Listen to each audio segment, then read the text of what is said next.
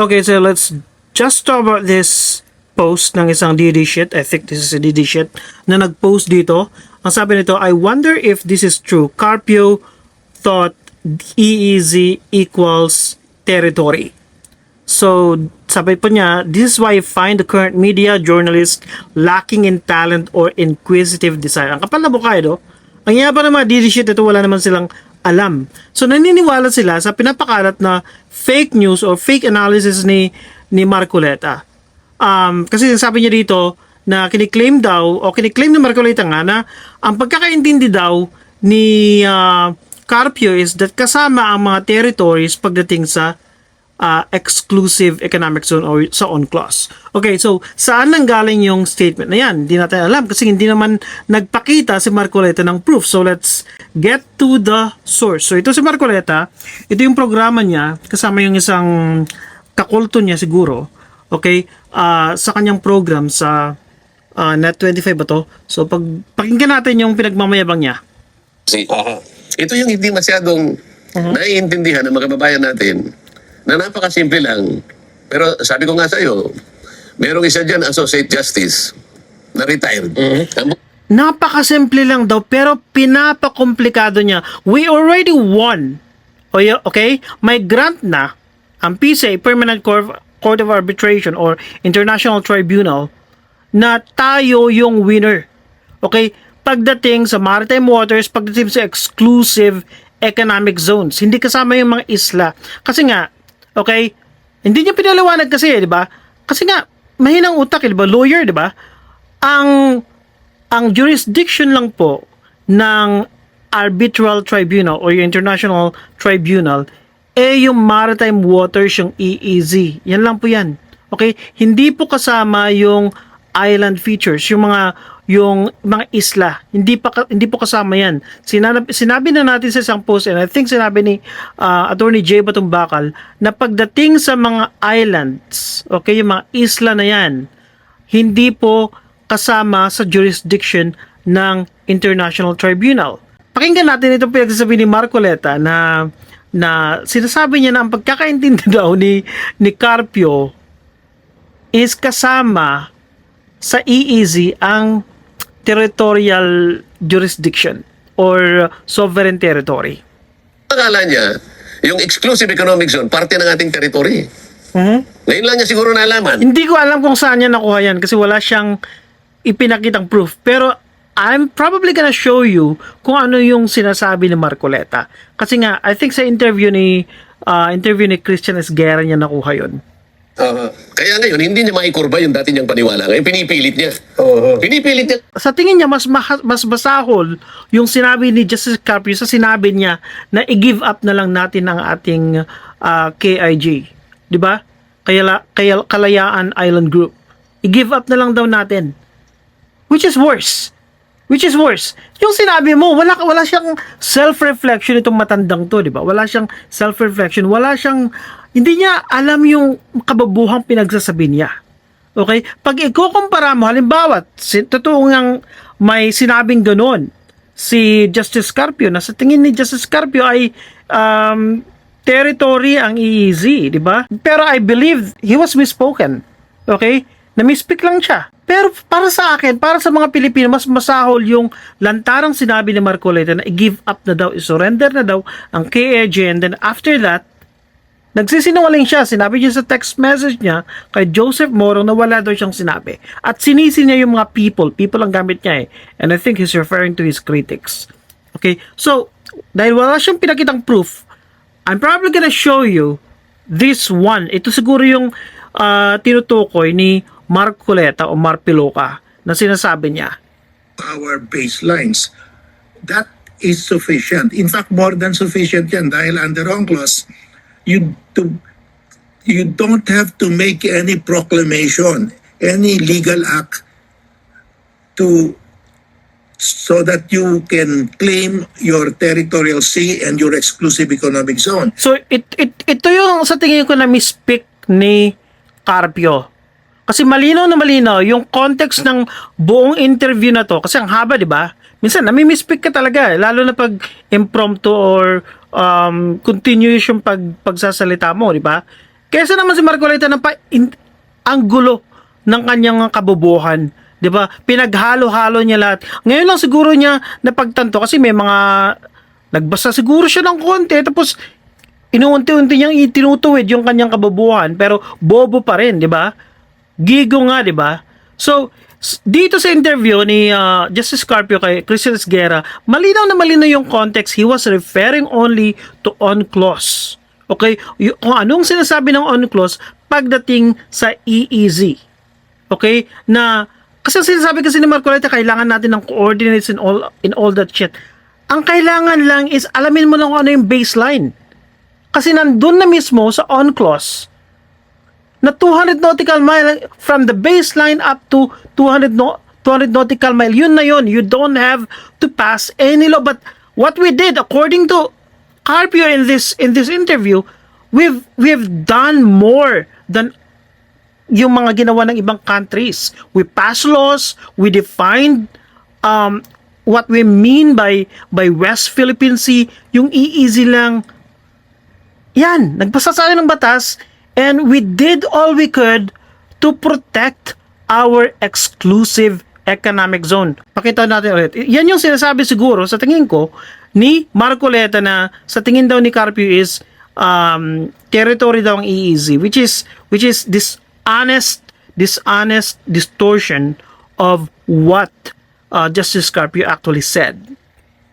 Alam mo kung bakit ko nasabi ito? Doon sa isang desisyon niya, sa pag-aakala niya ng exclusive economic zone ay parte ng ating territorial sea at teritoryo ng Pilipinas, ginibak niya yung napakalaking lawak ng ating territorial sea. 242,000 square Anong pinagsasabi mo give up niya? miles. O nautical Ito miles. yung matindi dito sa pinaggagawa ni Marcoleta. He claims to be so concerned sa ating territorial seas o kung ano man yan, EEZ. Pero what he's doing is that he's actually favoring China. He's actually working for China. Yun nga, napaka-deceptive. The way he tries to serve China, he tries to be the mouthpiece of China, he's trying to position himself na concern siya sa ating ipinaglalaban. Contradictory yung kanyang pinaggagawa. If you're so concerned, Marcoleta, okay, ganito na lang. Kasi nga, pinapahaba mo yung kwento di ba? Ang dami mong sinasaling mga distortions na sinasabi ng mga critics mo You're trying to distort what Carpio actually said. Pero malinaw na ikaw yung nagdi-distort. Okay? Kung talagang concern ka talaga, okay, sa ating ipinaglalaban, kung ano man yan, pinaglalaban natin, ang pinaglalaban ng China, 'di ba? Kung concern ka sa sinasabi mong coordinates na hindi na kailangan ng coordinates. Yung mga DDS nalilito na sa iyo paniwalang-paniwala sila sa iyo kasi nga isa kang DDS at isa kang lawyer na polpol, 'di ba? Okay, kung concern ka, tinanong mo ba yan sa China? Did you even ask the same question sa newly assigned ambassador sa Pilipinas whom you met a few weeks ago? Yung meeting mo nga sa ambassador na yun, very suspicious Kasi it looks like you're lobbying. Lobbying in terms of yung meeting mo rin sa DFA, di ba? Na ang pinag-usapan yung si Jay Tariela, what the heck? Pinag-usapan nyo si Jay Tariela. And you even exerted too much effort and time para pag-usapan si Jay Tariela sa DFA, which is an encroachment of the executive branch. Lahat ng pinaggagawa mo, it's against the interest of this nation and in favor of China. And it's not surprising that some of your colleagues even called you in your face that you're a pro-China. Because yun yung lumalabas Ang tanong, tinanong mo ba yan sa China? Kung ano ba yung coordinates nila? Ano ba yung coordinates ng 9-9? Wala, di ba? Yun yung sinabi ni Carpio. Yung 9-line pa iba-iba, naging 10, 11, hanggang 100 na siguro. Kung talagang concerned ka, if you really are fighting for the sovereign rights and sovereign territory of this country, did you even ask that ambassador na galit kay Jay Tariela sa kanyang pambabash kay Xi Jinping. Hindi, di ba? Wala kang ginawa. What you did is that gusto mong baliwalain yung grant na silver platter na sinasabi mo.